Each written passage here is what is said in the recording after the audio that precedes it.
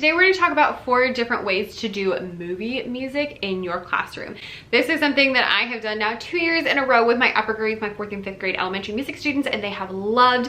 It's been really great to keep them engaged, especially at the end of the school year, and also it's a lot of fun, and it really helps to connect kind of like classical music to something that's, you know, modern and relevant, being movies. You know, they all love movies, and so sometimes they don't realize, like, oh hey, we put classical music into movies. Ooh. Anyway, so we are going to talk about 4 different ways that you can use movie music in your elementary music classroom, and so let's just hop right on in. All right, number 1 is going to be a super simple one, and this is how I like to introduce movie music to my kiddos. So what I do is I have them just take a piece of paper, I'm just playing piece of paper because I'm not that fancy, and we fold it into 4. And I play 4 different pieces of music, and I just have them either write or draw whatever it makes them think of. So I tell them, if you have a feeling that you think of, if you think of a place or a person or anything, just whatever you think of, write it down or draw it. So I'll play through 4 different ones. I like to pick 4 different pieces we're gonna go over later. So specifically, we're gonna talk about John Williams. So we went over a Hedwig's thing from Harry Potter. We did the Indiana Jones theme. We did the Jaws theme, and we did Imperial March from Star Wars. So they all feel very different, they all look very different. So I just have them, we just play them, and they do the 4 different ones.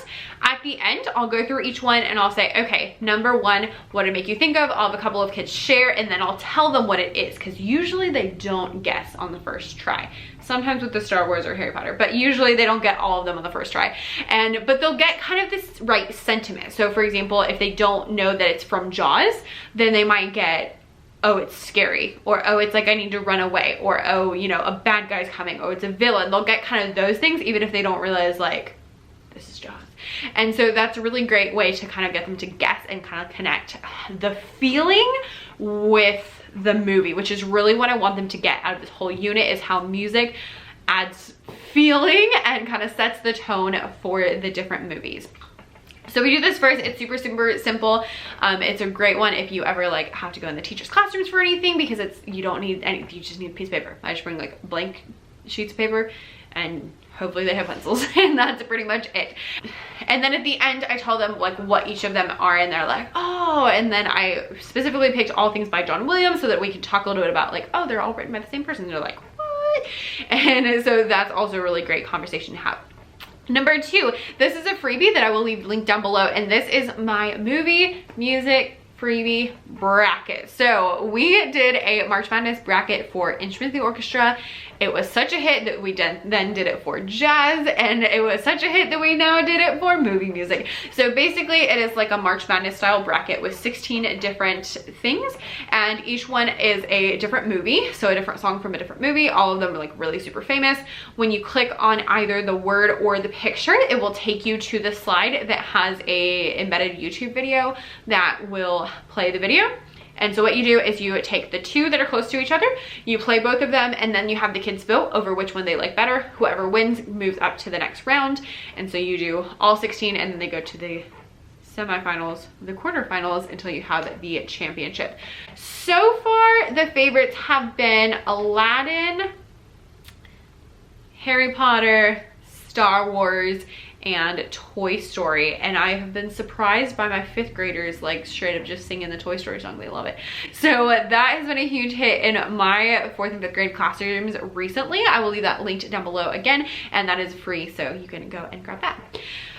Next up, after we do that, number 3 is that we talk about John Williams, specifically about themes. So John Williams uses leitmotifs or themes just like Wagner did in his operas. And so we talk a little bit about themes, and I am a huge proponent of whole brain teaching. So we use the mirrors up version for that. So for that, we would say mirrors up.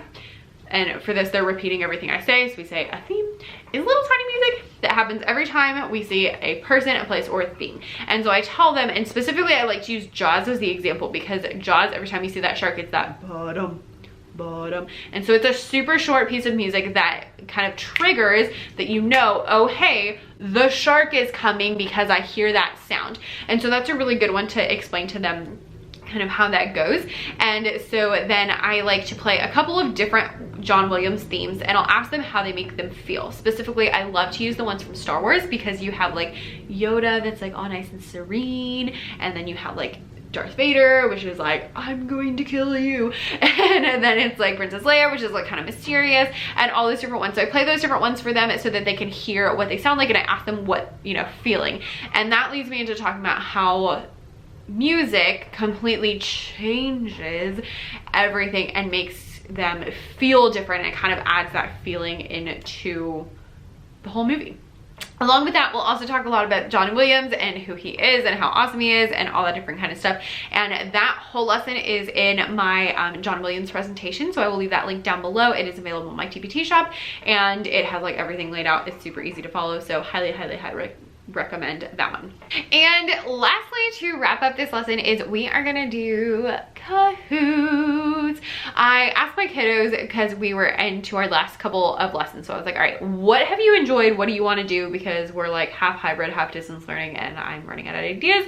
And overwhelmingly, they said the cup routine and Kahoot. They were like, please, Kahoot, can we do Kahoot every single class? Can we do Kahoot? Are we doing Kahoot today? Are we doing Kahoot today? And I'm like, what are we gonna do when we're back in my classroom and don't have technology anymore?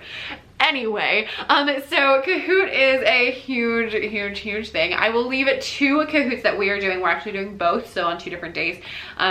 That are both movie music, so they listen to the movie and they have to pick they listen to the song and have to pick which movie it is from.